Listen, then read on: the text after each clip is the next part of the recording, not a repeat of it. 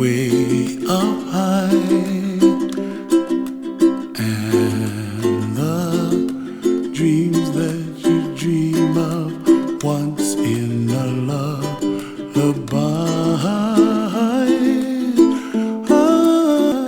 Oh, somewhere over the rainbow, bluebirds fly, and the dreams that you dream of, dreams really do come true. Ooh, someday you wish upon a star, wake up where the clouds are far behind me, where trouble melts like lemon drops high above the chimney top. That's where you find me, oh, somewhere over the rainbow. Well, I feel proud of taking part of it. I really enjoy working with Llano Grande and with the economics class about this project, and I also feel angry about it because there's something that needs to be done and people are not doing anything about it. Well, they're finally gonna find out what's going on. They hadn't known about it for years. I know that a lot of people don't like to get involved because no, but hey, how long is that going to be there? And, what kind of, consequences, are there, from these children that have been playing there and from the people that live there. We kind of thought we were on the safe side, and we never thought about it when we bought there, about the chemical plant being there. Seems to be okay. The grass grows there and everything. On the other side of the street, it's not the same.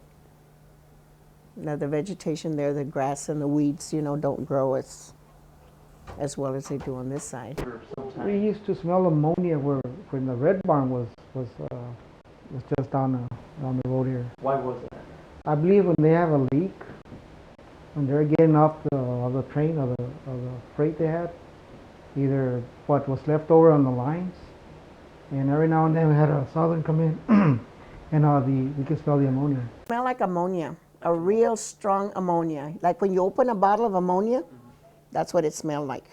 And if you're pretty close to the bottle of ammonia, when you open it up, it's going to smart your eyes.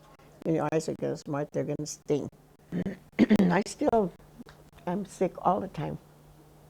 I'm sick all the time. Wash their equipment and all the water would go into the sewer system here. And they would have a lot of a lot of chemicals that were sprayed in this area, that area right in front of those houses. Come and they would go to the end of the block where it's a dead end, and they would clean out, pour out through a pipe-like thing like the firemen do. They would, all that greenish stuff from the trucks, they would empty out there at the end of the block where the dead end, where the street dead ends. On mile 6 and just west of Elsa, where they used to clean their trucks. They would dump the chemical. My brother used to work there. My brother is Israel Saldivar. He lives in La Villa. And while he was working there, he got cancer in the nose. He had to go to the hospital. He had to have a scrape. And they took out what was affected, and he had to have plastic surgery to fix up his nose because it was a very large area. And if you see him today, he's still got, you can tell that he had surgery on his nose. Tubes coming out of my nose, and we still had to get, we had to go to work. We didn't get no time out. What do you call it? After they operated my nose, because there was nothing wrong with me, the doctor said you can go back to work.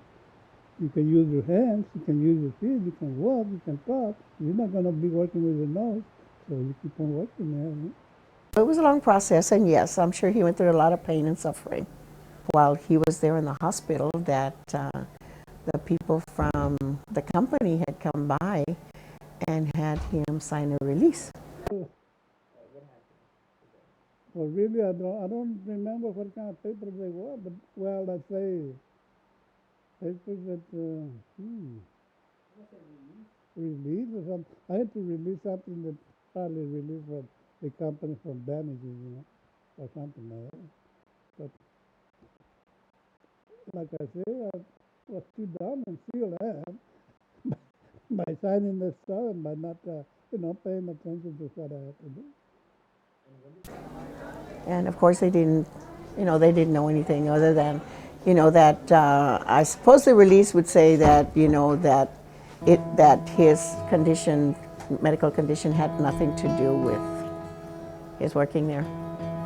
I would like to see somebody come in there and, test out that property. There's homes all around it. There's children. There's still children that go and play there.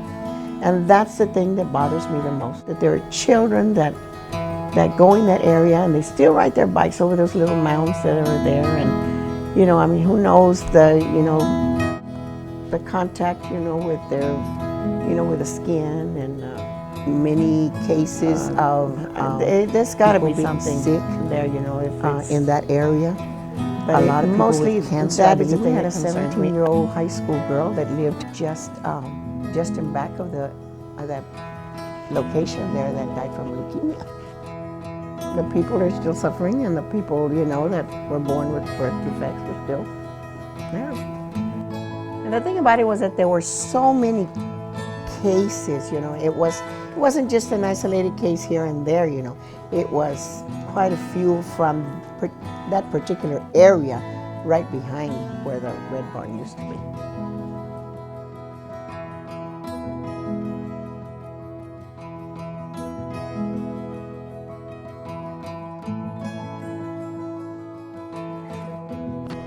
Hopefully that they clean the area and people, our future